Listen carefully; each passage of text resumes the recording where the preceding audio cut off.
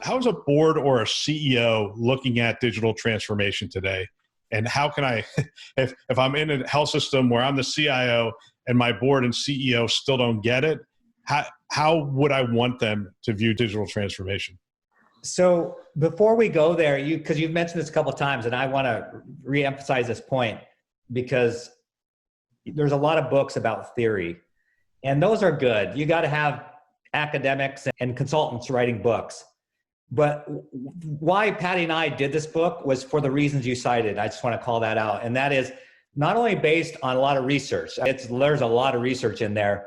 And Patty drove a lot of that. Like you mentioned, the focus groups, but there's also survey research. There's a lot of empirical research combined with the practical. And then at the end of each chapter, we give sort of some ideas about how you might want to take this and make it real. So these are true stories based on empirical research and based on anecdotal evidence.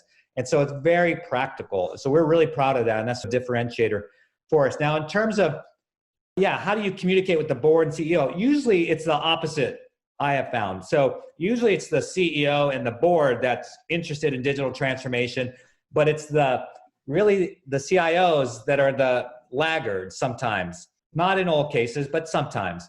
And so you really have to evaluate yourself and the situation and determine which are you reacting to the CEO mandate for digital transformation, or is it the opposite? You're there already, but they aren't, to your point. So what do you do? If you're there and they aren't, what do you do? I think you have to show evidence, and it can't be theory. Again, theory is important, but you got to show practical things. So what I always recommend in anything, whether it's digital transformation or otherwise, is show it, prove it. And there's ways of doing that without having to go through and get approval for a big project and tons of funds. The whole proof of concept ideas, you'll find someone, you can find a partner, or maybe you can do it yourself, where you demonstrate some sort of value of digital transformation. Maybe it's a small RPA, robotic process automation, and where you're pulling out costs from the health system because you're able to automate something pretty simply. And there's all sorts of examples on how to do that. Or maybe it's virtual visits and setting up you're already doing some of it, but maybe do some baseline, do some measurements and showcase what things were before and what things were like after, whether it's satisfaction of the clinician, satisfaction of the patient.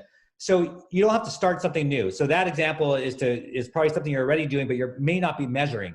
So measure, and then you say, look, this is what we've done with virtual health today. We went from 2% of our visits to 80%. We've slid back to 40%. I don't think we want to slide back because that's really not the future. So here's some things we're doing. We did these measurements and we're showing the patient satisfaction is up, clinician burnout is down, and we're still able to bill and generate revenue.